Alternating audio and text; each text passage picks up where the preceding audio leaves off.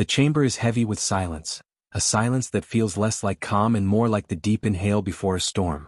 Then, without warning, Jasmine Crockett rises, her voice breaking the stillness with a ferocity that commands attention.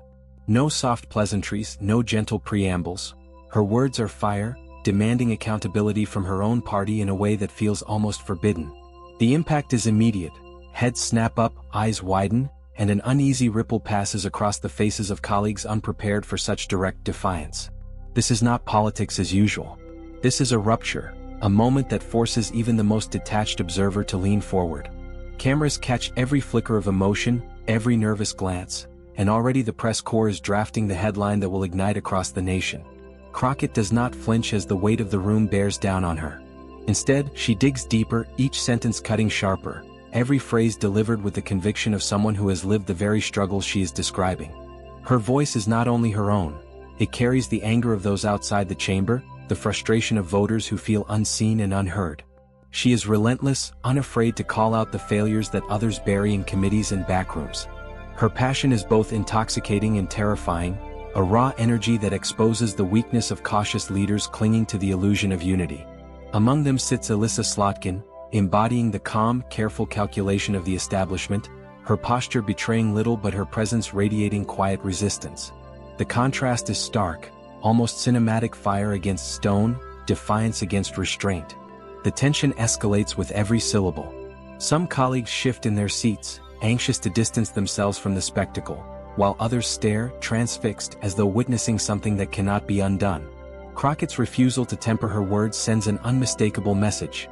This is no performance, no polite debate staged for sound bites. This is a reckoning. Her defiance becomes the hook that pulls the nation into the scene, because in that instant, it is clear that nothing will remain the same once her words land in the public square. Every pause is loaded, every glare between her and Slotkin thick with implication, and the audience watching from afar senses that this is not just another speech, but the beginning of a battle whose echoes will be impossible to contain. The shock of Crockett's eruption does not fade when her voice quiets. Instead, it lingers in the air, a heavy charge electrifying the chamber. What just happened was more than an outburst, it was the ignition of a fire that exposed the stakes lying beneath the surface. For too long, simmering frustrations had been muffled behind the facade of unity, yet Crockett's demand slices through that veil, forcing everyone to confront the truth. The future of the party, and perhaps the country itself, hangs on the willingness to speak unvarnished truths. Her words are not only about holding leaders accountable, they are about defining what kind of America will emerge from an era of division, fear, and political theater. Every person in the room knows this moment will not vanish into the archives. It will follow them, haunt them, shape the conversations to come. The significance of her stand becomes clearer when framed against the backdrop of national disillusionment. Across America, people are weary of gridlock, of leaders who circle issues without ever landing on solutions, of promises that dissolve after Election Day. Crockett embodies that weariness, but she also embodies its transformation into action. By raising her voice, she declares that accountability is not optional, that integrity cannot be bartered away for temporary peace. The atmosphere shifts as her words travel beyond the chamber, racing into the veins of social media and news cycles, drawing in millions who had resigned themselves to silence. Slotkin, in this context, represents something entirely different. Her measured caution, her instinct to preserve stability, had once been seen as a virtue. Now, under the shadow of Crockett's storm, it risks being cast as complicity, as unwillingness to face the urgency of the present. What makes the stakes even sharper is that this confrontation is not Republican against Democrat, not left against right. It is something far more intimate, a reckoning within the same party, where one woman dares to confront the structures her colleagues still cling to. Crockett's refusal to be nice forces a question that cannot be ignored: who will stand with her, and who will retreat into the comfort of compromise? For viewers at home, the contrast is magnetic. They see Crockett as a mirror of their own frustration, as someone finally saying aloud what has been whispered in kitchens and shouted on protest lines. Slotkin becomes the counterbalance, not because she is malicious, but because she represents the status quo that so many are tired of defending. The stakes rise further because Crockett's fight is not just political, it is deeply personal. Each fiery word hints at a lifetime of experiences that taught her the price of silence. She is not merely debating abstract policy but channeling communities whose survival depends on leaders daring to break old patterns. In that sense, the confrontation transforms into a question of identity.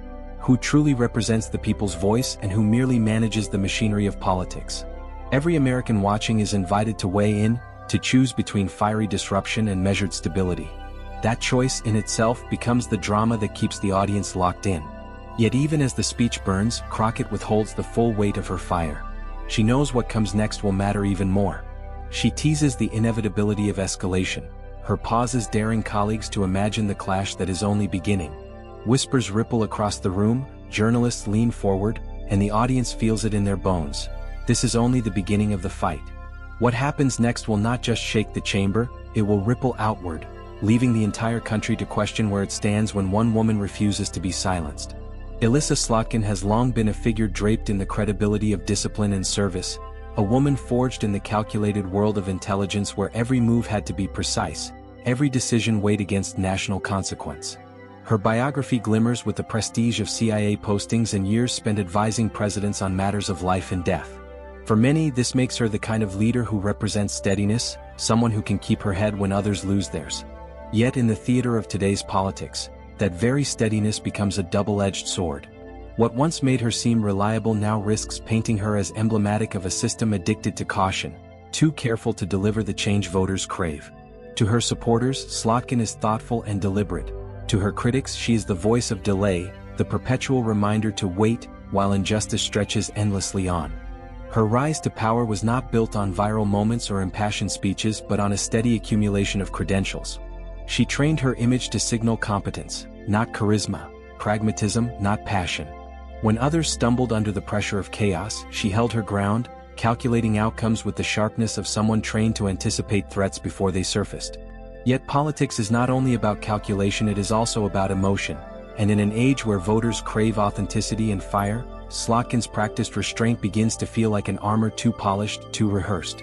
She does not shout or rage, and that has earned her respect among colleagues who admire her composure. But when set against the raw electricity of Jasmine Crockett's presence, that composure risks looking like detachment, even indifference. The contradictions in Slotkin's persona grow more glaring as the spotlight intensifies. She speaks of accountability and transparency, yet critics accuse her of leaning too heavily on strategy, of hiding behind policy briefings and carefully worded statements.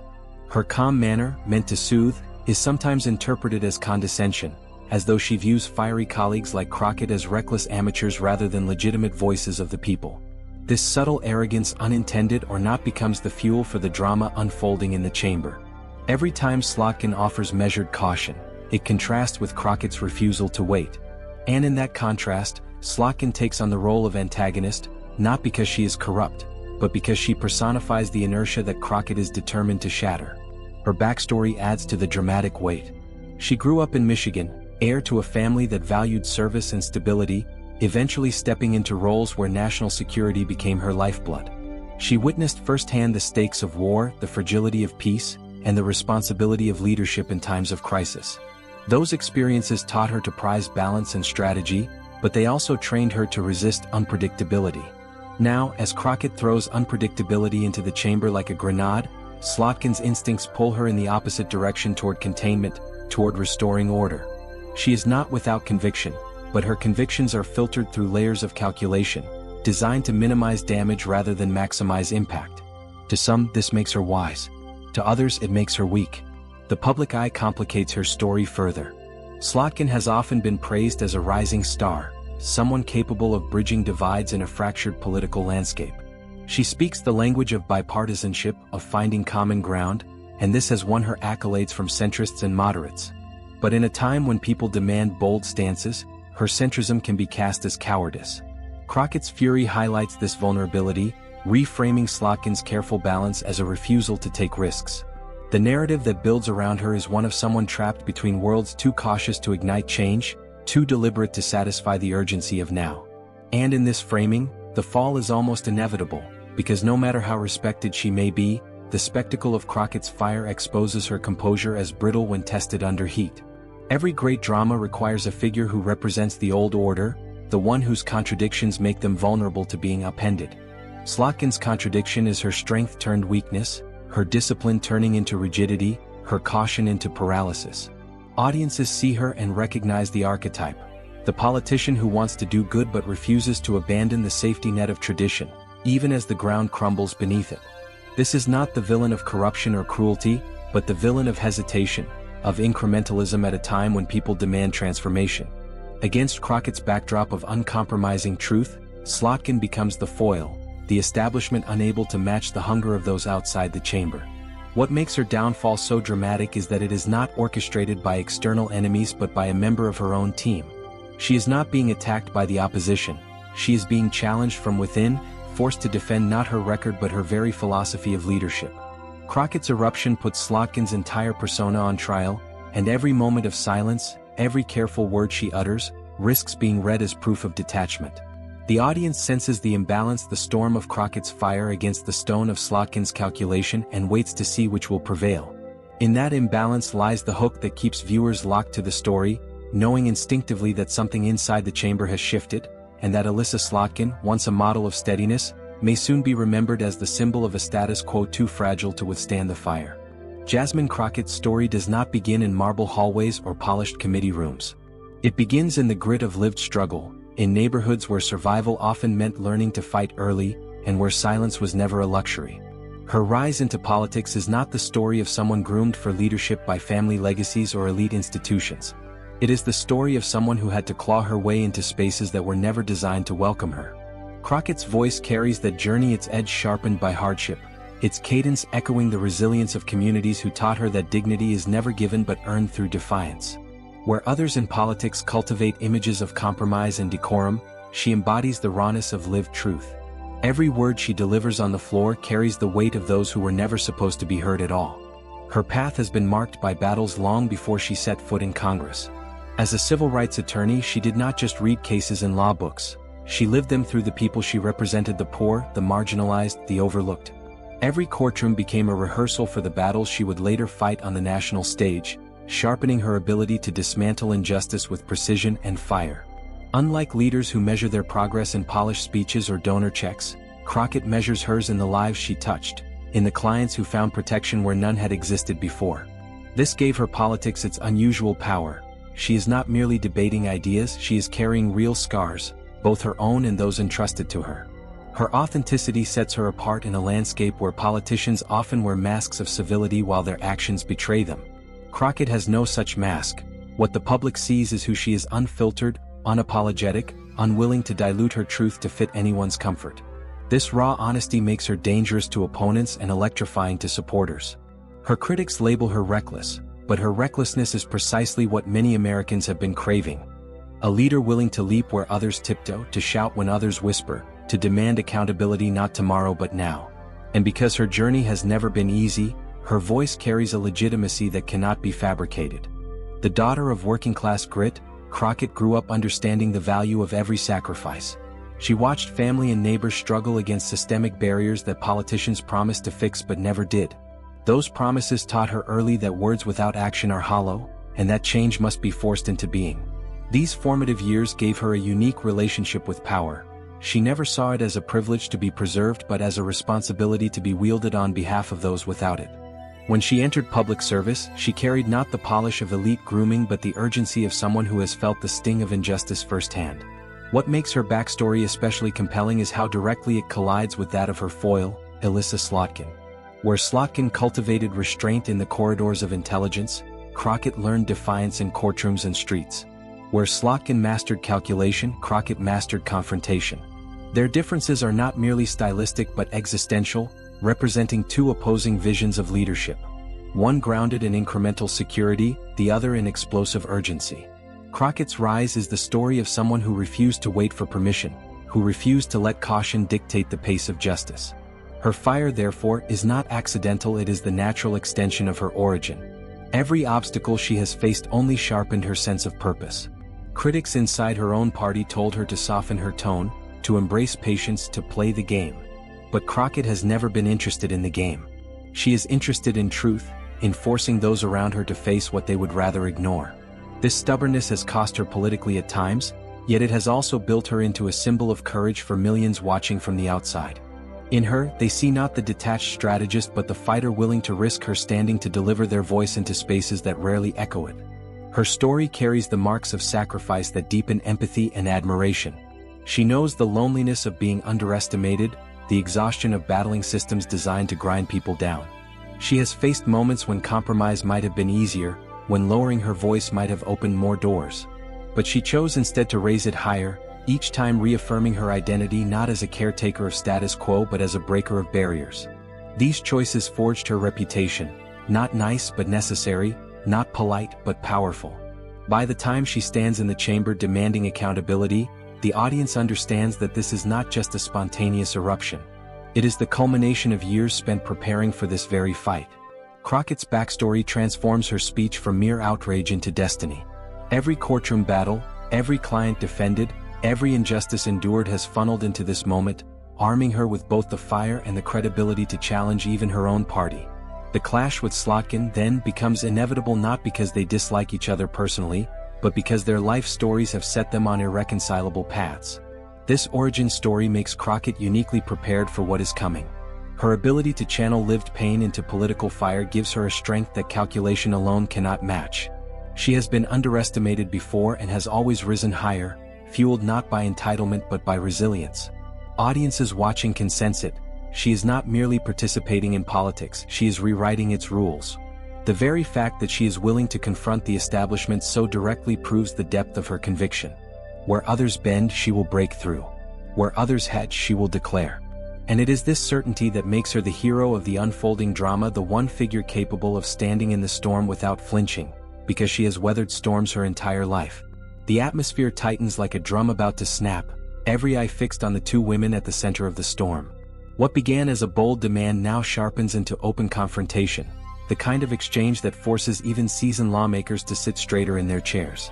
Crockett does not retreat, she steps forward with words sharpened into weapons, her voice unyielding, her fire refusing to dim. Each statement slices deeper, exposing hypocrisies that others pretend not to see.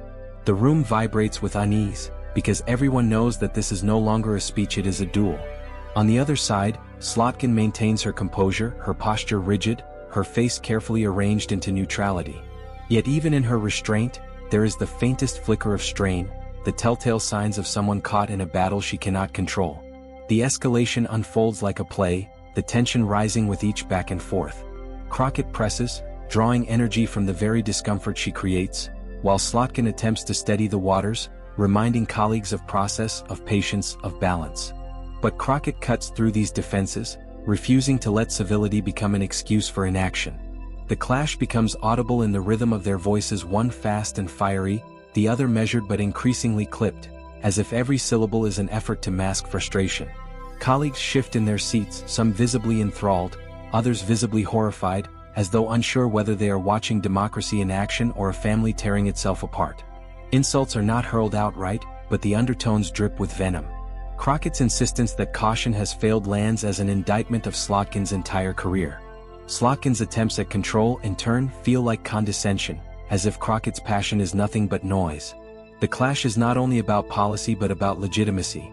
Who has the right to define what leadership looks like, who speaks for the people, who commands the room? And with each exchange, Slotkin's composure falters ever so slightly, her jaw tightening, her gaze hardening, her interjections growing shorter, sharper. To the audience watching, it is clear, she is rattled. The power dynamic begins to shift. Crockett, once dismissed as not nice, transforms before their eyes into the embodiment of fearless accountability. She does not raise her voice out of loss of control but out of control itself, commanding the space with a confidence that shakes even her detractors. Slotkin, the veteran of intelligence briefings and delicate negotiations, suddenly looks smaller, not because she lacks stature, but because Crockett's fire has grown too large to be contained. The hero and the antagonist lock into a rhythm that feels unstoppable, a clash spiraling higher and higher, drawing gasps from observers who sense that history is being made in real time. The escalation ends not with a resolution but with a hanging tension, the kind that leaves everyone on edge, waiting for the next blow. Crockett leans in, her final words for the moment delivered like a dare, a challenge that the room cannot ignore. Slotkin holds her ground, but the strain is visible now, her calm cracking just enough to show that the battle has cost her. The silence that follows is thick, suffocating, the kind that tells everyone this confrontation is far from over. The audience, both in the chamber and across the country, knows instinctively that the storm has only just begun and that the next move will determine who claims the upper hand when the clash reaches its peak. The silence in the room feels unnatural, like the air itself is holding its breath. Slotkin has tried to steady her ground, leaning into procedural language and familiar defenses, but it is clear that her composure has frayed. The murmurs that ripple across the chamber are not simply background noise, they are the sound of expectation, the collective recognition that something unforgettable is about to happen. Crockett does not rush. She knows the weight of timing, the art of suspense. She pauses, lets the silence grow heavy, then steps forward with the confidence of someone who has already won. The room falls into a hush, every eye locked onto her, as though even the walls are bracing for impact. Her words begin calm, almost deceptively gentle, like the still surface of water concealing a storm beneath. She lays out the facts one by one, undeniable truths that cut through excuses like glass shattering against stone. Each point lands with precision, every sentence crafted not to wound recklessly but to dismantle systematically. Colleagues lean forward, papers forgotten in their hands, as Crockett builds her case with the patience of an architect laying stone on stone. She speaks of promises broken, of communities overlooked, of the cost of silence in the face of injustice. Her voice does not quiver, it rises, steady and commanding, filling the chamber with the force of conviction that cannot be faked. The first crack in Slotkin's armor shows not in her words but in her body. A tight smile falters, eyes flick toward allies who do not return her gaze. Crockett notices, seizes the moment and sharpens her tone. She does not merely argue, she exposes. She reminds the chamber of contradictions too long ignored, pulling receipts from the very record her opponent thought safe. Gasps break from the crowd as she strings the pieces together, a timeline of failures, hypocrisies, and compromises that now stand naked before the world. The effect is devastating not because Crockett shouts, but because she speaks with the kind of authority that makes shouting unnecessary. Then comes the pivot, the move that shifts the clash from policy to principle, from debate to destiny. Crockett lowers her voice, almost whispering, forcing the room to lean in. She frames the confrontation not as personal grievance but as moral necessity. This is no longer about one leader's missteps. It is about what America is willing to tolerate, about whether the people's voices matter more than political comfort. Her tone sharpens into steel as she reminds everyone listening that complacency has never been the path of progress. If being nice means being silent, she declares, then I choose to fight. The chamber erupts not with applause, but with the kind of shocked stillness that feels louder than any ovation. Slotkin attempts to respond, but the rhythm has shifted beyond her reach. Each interjection sounds defensive, each rebuttal hollow, as though she is grasping at fragments of authority slipping through her hands. Crockett meets each attempt with unshakable calm, her counterpoints delivered not in anger but in certainty. The more Slotkin pushes, the more transparent her frustration becomes, and the more the crowd gravitates toward the clarity of Crockett's stance. Every pause, every inflection, every pointed stare feels choreographed not for politics but for history. The momentum builds to its peak. Crockett does not raise her voice now, she slows it, each word deliberate, resonant, echoing in the minds of those who hear it. She delivers the final blow not as an insult but as a truth so undeniable it cannot be dismissed. She invokes the sacrifices of those who came before, the weight of the community she represents, and the responsibility of leadership to choose courage over convenience. We were not sent here to make peace with failure, she says, but to demand better, no matter the cost. The chamber holds its breath, the silence thunderous. Slotkin sits back, her jaw tight, unable to mask the impact. The power dynamic has shifted irreversibly. The veteran lawmaker is no longer in command of the moment. Crockett has seized it fully, transformed the confrontation from a clash of personalities into a referendum on values. The crowd reacts not with scattered whispers but with an overwhelming sense of recognition that they have just witnessed a turning point. Outside the chamber, the reaction is immediate. Phones light up, journalists scramble, aides whisper into earpieces as the weight of Crockett's takedown begins to spread beyond the walls. The hashtags are already forming, the clips already being cut for circulation. But inside, the atmosphere is frozen in awe, the villain visibly diminished, the hero ascendant. Crockett has not simply won an argument, she has rewritten the terms of the debate, reminding everyone that courage does not ask permission. When the echoes of her words finally fade, the room does not return to normal. It cannot. Something fundamental has shifted, and everyone knows it. Slotkin, still present, looks diminished not because she lacks skill but because she has been outmatched by something she cannot control. Authenticity sharpened into truth. Crockett stands tall, her presence undeniable, the embodiment of what it means to fight not for self but for principle. And in that moment, the mic drop is complete not because she leaves the stage, but because she leaves no room for doubt. The chamber doors had barely closed before the tremors of what had unfolded began to ripple outward. Phones buzzed furiously in the hands of aides and journalists who were already uploading snippets of the exchange. Within minutes, the moment had burst beyond the insulated walls of Congress and was ricocheting across every corner of social media. The hashtags were spontaneous, raw, and explosive. #FightNotNice trended first, followed closely by #Crockett vs. Slotkin. Twitter feeds filled with split-screen images, Crockett poised and resolute on one side, Slotkin's faltering expression on the other. Memes bloomed with startling speed, the internet's form of street art, remixing Crockett's closing line into everything from t-shirts to TikTok parodies. Cable news networks, sensing the electricity of the clash, cut into regular programming with breaking news banners. Anchors replayed the footage with breathless commentary, some framing it as a historic takedown, others as a long-overdue moment of accountability. Panelists debated not just the substance of Crockett's words but the symbolism of her defiance. A younger, unapologetic lawmaker challenging an entrenched establishment figure. Slotkin's camp scrambled to control the damage, issuing carefully worded statements that sounded less like strength and more like damage control. But the words were drowned out by the sheer velocity of the narrative Crockett had unleashed. What stunned observers most was the scale of the response from ordinary people. Instagram Reels and TikTok edits layered Crockett's speech with dramatic music, presenting it like a trailer for a blockbuster movie. Comment sections filled with applause emojis and affirmations from viewers who admitted they had never watched a full congressional debate before but couldn't look away this time. For them, Crockett's stand wasn't just politics, it was catharsis. It was proof that someone inside the machine was willing to break its polite silences and speak in the language of fire. Celebrities quickly joined in, amplifying the moment with their massive platforms. A Grammy-winning artist tweeted Crockett's line about refusing to make peace with failure, calling it the realest thing I've heard from DC in years. A well-known actor reposted the clip on Instagram, captioning it with, "Courage looks like this." Overnight, Crockett's profile shot into an entirely new stratosphere, her words no longer confined to political circles but woven into pop culture's bloodstream.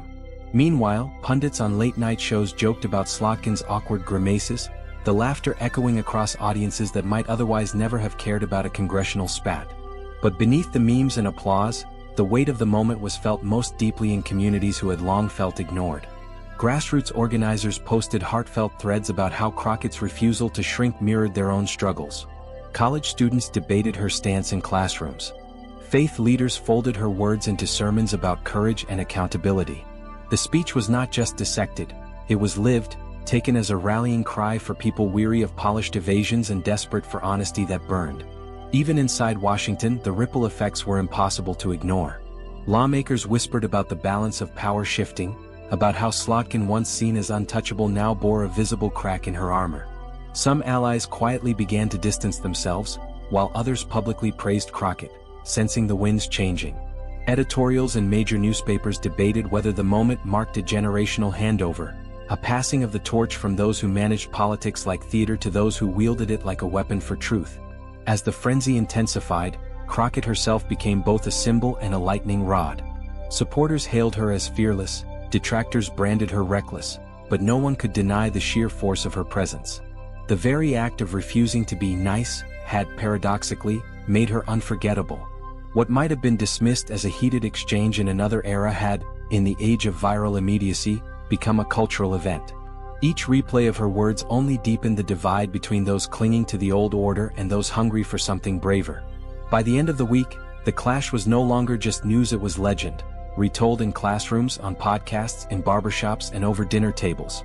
Crockett's mic drop had detonated far beyond Capitol Hill, leaving behind a country reeling with questions about dignity, leadership, and the price of silence.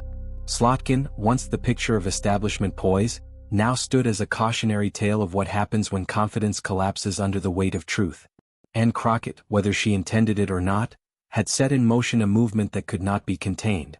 When the storm of reactions began to settle, what lingered most was not the clash itself but the clarity it produced. Crockett had not simply won an argument, she had reframed the entire debate around something larger than personalities or parties. Her words carried the echo of a universal principle that silence in the face of wrongdoing is complicity, and that courage is not measured by volume but by conviction. What resonated was the reminder that politics, at its best, is not performance but service, and that dignity is worth more than any fleeting applause or partisan victory. The contrast between her defiance and the flustered defensiveness of Slotkin left an indelible moral. Truth may stumble but it never falls, and those who wield it with integrity will always stand taller than those who hide behind politeness.